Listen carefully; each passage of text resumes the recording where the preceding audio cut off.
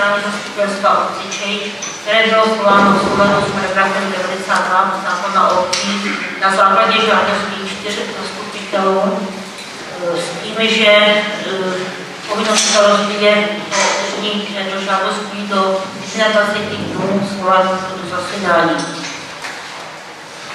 Jako na úvod jmenuji zapisovatele zápisu paní Janu Vízovou, souhlasí. Všichni.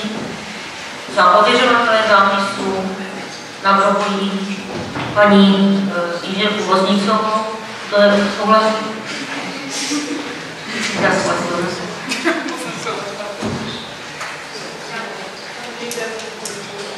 Takže souhlasíme. Děkuji. Dále navrhuji za ověřovatele zápisu paní magistru Esterkovou. Pro.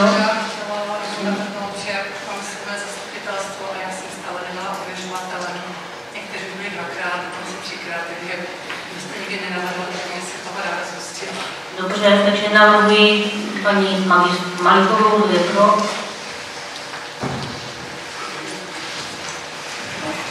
Takže máme zvolenou zapisovatelkou paní Janu Vízovou, 8 hlasy, a paní magistru Malikovou a paní Jirku Voznicovou 8 hlasy jako ověřovatelky zápisu. Ještě jsem zapomněla říct, že se omluvil pan Jan Holek, který je na dovolené v zahraničí. Bod číslo 3 programu, teda připomenutí navrženému programu, jeho schválení včetně způsobu schvalování jednotlivých bodů programu. Má někdo návrh na doplnění tohoto programu?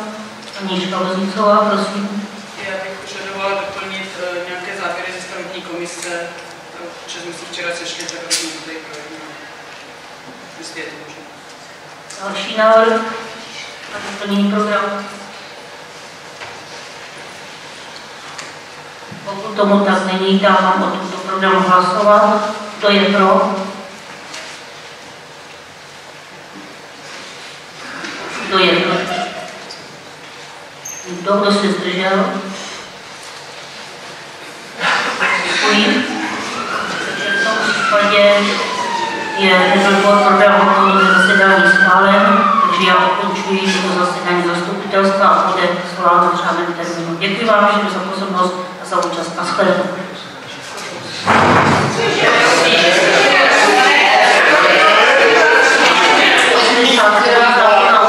Nebyl schválen program zasedání, takže ho ukončuji.